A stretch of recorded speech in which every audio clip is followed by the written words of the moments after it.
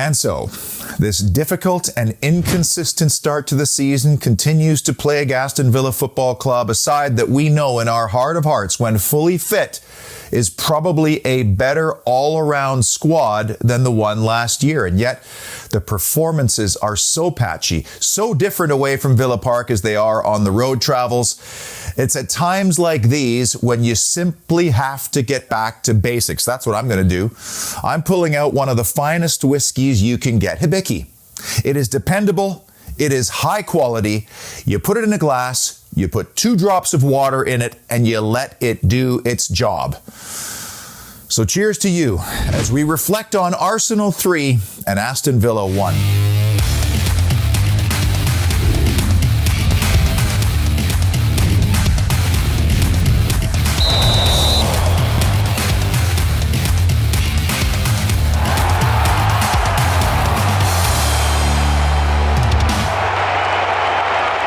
So I acquired this third kit just hours before kickoff, hoping it would bring some good luck or a good omen to the club. And thanks to a local retailer and the Vancouver Lions Club for arranging it, I wiped them out of all their double XLs. Should have known better. Aston Villa now 0-1 in this strip. And at halftime, I seriously considered driving it back for a refund. So here it is then, the recap of Arsenal 3, Aston Villa 1, and the big issues and moments that contributed to the scoreline. Weird stats in this particular game. Many people put a lot of emphasis on statistics, the expected goals we always keep track of, and Arsenal heavily favoring Villa in that regard. And look at the chances created. But in the first half, look at the expected goals in the first half. None for Aston Villa. This is weird to me because it felt like Villa was bullied everywhere across the park. They lost duels to Thomas Partey on 3 different corners. They were bossed off the ball up front with Watkins, Buendia, and Ings. And yet, look at duels won 54-38 for Villa and aerial duels won 16-11. Where did they come from, I ask? And we'll talk about first halves in just a moment, but what happened to the first half displays that we saw at Chelsea and at Manchester United, or even the second half versus Everton? Where did they go? This is the struggle, and the concern right now is the total lack of consistency and knowing what you're going to get from Aston Villa. And what a shame that Jacob Ramsey's first ever Premier League goal, which was a peach, by the way, had to come under these circumstances. Honorable mention is the possibility of a Wolves hangover effect, and I'm not surprised in the least that Dean Smith went with the exact same squad and system that he played against Wolves, because he probably wanted to show faith in his players and give them a chance to bounce back. In fact, the players that might have suffered the most after that loss would have been the ones that came on late: Ashley Young, Marvelous Nakamba, and Jacob Ramsey. But still, we needed to see a reaction from Mings, Twanzebe, Konza, and Target. And even in the early stages of this Arsenal game, they looked very, very unsure at times. And Dean Smith was asked himself, was there a carryover effect from the Wolves game? And to his credit, he said, possibly.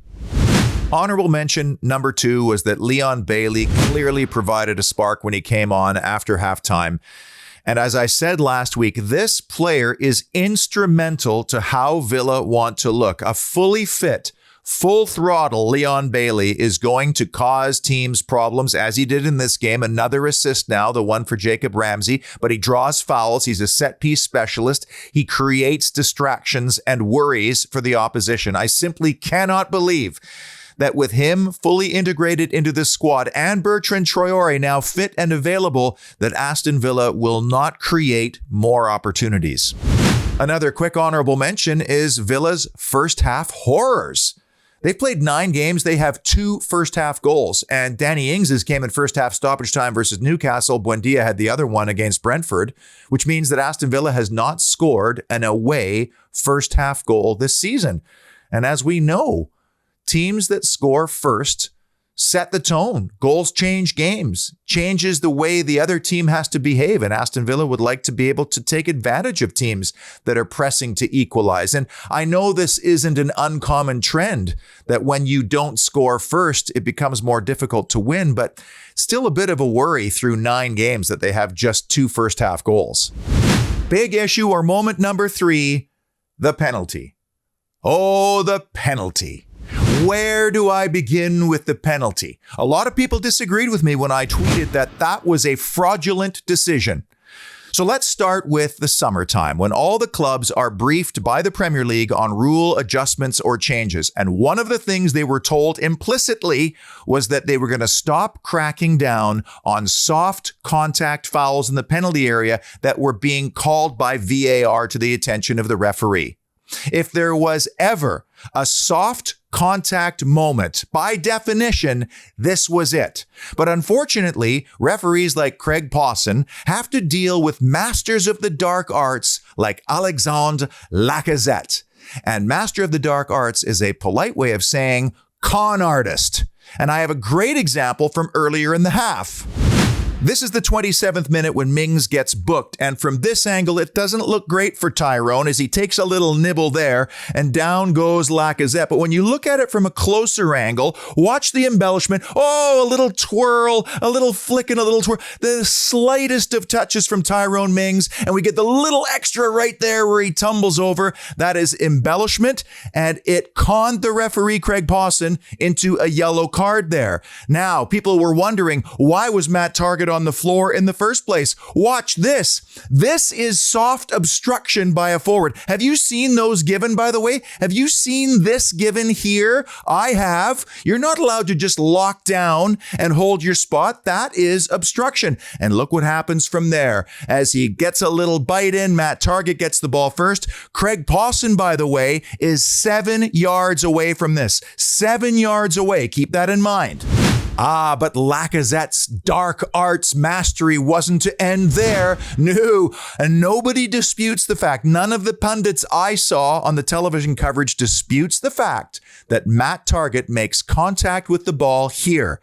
But look at the delayed reaction from Lacazette. The contact is made clearly there. Look at, there's a little pause. Oh, and then he goes down. Then he goes down after the fact with a little twirl. It's even worse here. There's the contact. Look at the leg touching the ball. Oh, and then comes the tumble. You cannot dispute. There's Targett's foot there. Look at the touch here.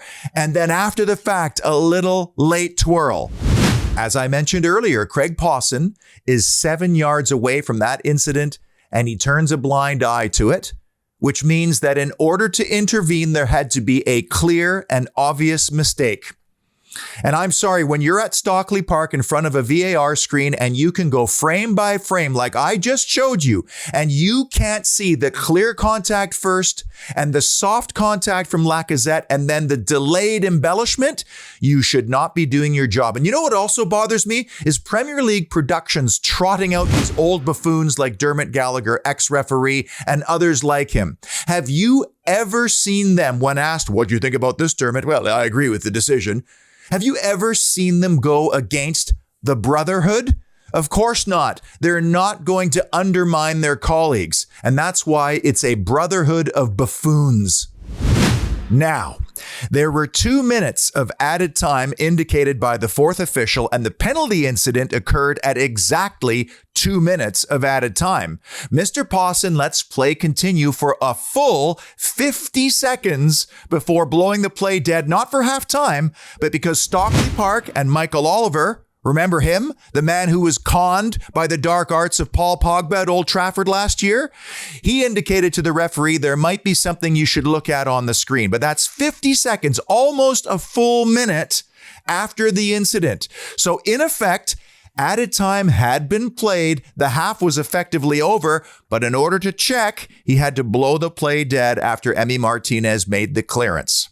So the resulting actions after the VAR review should have been either penalty or halftime. And if the penalty is the final act of the half and time has been played, then there are 3 outcomes. It's a goal, it's a miss, or it's a save. Not save, rebound, goal, and then kick off and then call halftime. The half had effectively been played. You are not adding on more time because of the review. That is separate. And this is where there should be an inquiry on this moment, because as far as I've known the laws for my whole life, if a penalty is the last action of the half, which it should have been, then that rebound should not have been allowed to have been swept in. And the reason why I get so wound up about this whole process was that this is a pivotal moment at a defining time of the match. Going into halftime at 1-0 down is worlds different than being down 2-0, because now you got to commit men forward, make changes, and chase the game, leaving you vulnerable to the counterattack. And think about Arsenal's mindset. They're going in now 2-0 at halftime. They've got some breathing room. And please do not tell me, well, Villa deserve to be down 2-0. Yeah, and you know what? I deserve to be a millionaire in my mind, but I don't have $1 million in my bank account. Therefore, I'm not a millionaire. At that point, it was 1-0. The score is absolute. The referees got this wrong, all of them, on all counts, and it affected the outcome of the game. Big issue or moment number 2. Mings and McGinn mix-ups. These two conspired for 2 of the goals allowed in this game, starting with the one from Partey off the corner, where both of them duck out. Why would you duck out? And the exact same thing would happen later in the half with the exact same player that almost resulted in a goal, leading to a very demonstrative and public inquisition between the two of them. I said this 2 weeks ago. John McGinn is mercurial, poor at Spurs, fabulous at home to Wolves, poor again at Arsenal. And the problem for both of these players is that they are spine players who are inked into the lineup, because right now there is nobody that is going to take their place until Morgan Sanson is fully fit and can prove that he's the best player in the Villa midfield. He's not starting over John McGinn, and Tyrone Mings, who's starting over Mings? Courtney House? Doubt it. He's going to take the captain out of the game, and this is the problem Aston Villa faces right now, because when those two players are off it, Aston Villa lose. But the 3-0 goal is entirely down to John McGinn and a very poor pass in a very poor area of the field. And it turns into Emile Smith-Rowe scoring. Did Tyrone Mings start and stay way too central as Smith-Rowe was breaking down the left? Yes. If he's the left of a 2 or the left of the 3, it doesn't matter. There's no danger in the middle. Come across. And I think he was waiting for John McGinn to deal with it. But this is the problem right now. McGinn makes a mistake and it winds up in the goal. Villa lose. Tyrone Mings make a mistake. It winds up in your own goal. Villa lose. And where are the alternatives? Who's replacing those players? You know they're going to be on the team sheet the very next game. And I'm sorry, the trends are worrisome and there's no consequence. I'm tired of seeing Tyrone Mings looking to the heavens. I'm tired of Tyrone Mings going to social media and saying, it's not the result we wanted, but we're going to learn from our mistakes. It starts to ring hollow after a while. The big man needs to get his head on straight. And he needs to have a performance where his team wins and they get a clean sheet. And the same with John McGinn. He needs to be dependable week after week if he's going to continue to be in the starting lineup. And the number one big issue or moment that defined Arsenal 3, Aston Villa 1 was systems failure. Maybe the worst thing to happen to Aston Villa is that they played 3-5-2 at Chelsea and at Manchester United, at home to Everton, and it worked because they played well in those games. But Dean Smith said it himself. He wants to throw wrinkles and options at teams because they scout you as much as you scout them. And at Spurs, it didn't work because the threats of Son wide were getting in behind the fullbacks. Against Wolves, who's better at 3-5-2 than Villa because they've played it longer, they knew how to exploit in the spaces on either side of the 3. And against Arsenal, where did the threats come from? Emile Smith-Rowe and Saka getting in behind the fullbacks. Listen, they won at United and against Everton because they played the right system with the right people, right horses for the right courses. But every once in a while, you got to mix things up. And maybe those wins came because the opponents weren't quite expecting it from them. So that got me wondering, well, why is 3-5-2 being preferred right now? And who are we trying to accommodate here? Because is it the Ings and Watkins partnership up front? That's the conventional way of thinking. But there's also a way of thinking says they're trying to accommodate Axel Tuanzebe into a 3 center back scheme here. And I saw Dean Smith. I could lip read him saying just before halftime to Craig Shakespeare, 4 at the back. That was one of the options that they were talking about before halftime. And I think it's time to say, Mings and Konza, we know you're comfortable in your partnership. Let's get you back together. Let's have two proper fullbacks on either side that can overlap occasionally. Because the other disturbing thing that's happening right now is here you have two up front. Are they getting any service at all? They're not getting it from the wing backs. They're not getting it from the central midfield players. So what's the point then of having two up front? So what is the Villa way? What has brought them joy in recent memory? Well, clearly it's a left-sided player that can retain the ball and drive it when necessary. Is Leon Bailey perhaps that player? I think he is. Maybe he prefers the right, but we've seen him play on the left very, very effectively. Ollie Watkins is one of the best pressing forwards in the league. There is no doubt of that. But when the opponent is bossing and bullying you and you can't even get into the front third, what is the point of having a pressing forward? And they're trying to shoehorn Danny Ings in there as part of a two up front. It simply is not working. He's running around like a headless chicken. And Emi Buendia is not a natural number 10. He is not physical enough to deal with the middle of the park. I've never seen a player bullied so badly in 45 minutes as Buendia was at Arsenal. He had to drop way back just to get involved and avoid all the congestion. He's a right-sided player. He's always been a right-sided player. That's where he needs to be. If he drifts infield, fine. He's pulling players around. We know that he can operate out of there. He simply cannot start there, however. And those are the big issues to me that are stymieing Aston Villa's attack. We've now reached a stage where Dean Smith has to start worrying about results more than the happiness of his players. And we need to get back to our identity, which is Ollie Watkins pressing and two decent wingers. I'm thinking Bailey and Buendia. And if Danny Ings plays in the pocket, he's happy because he's still on the field. He likes to combine with his teammates. And he said at the beginning of the season when he joined, he likes running at defenders. He's not doing that right now. You have the structure of two playing behind with McGinn and Louise, or maybe Sanson's in there at some point. So you have the wingers, you have the support in Ramsey, you have another striking option in Archer.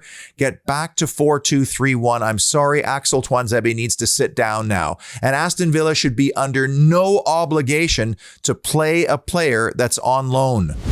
Now, I know you're not the type of person to go on social media after a loss on Friday and completely lose your marbles.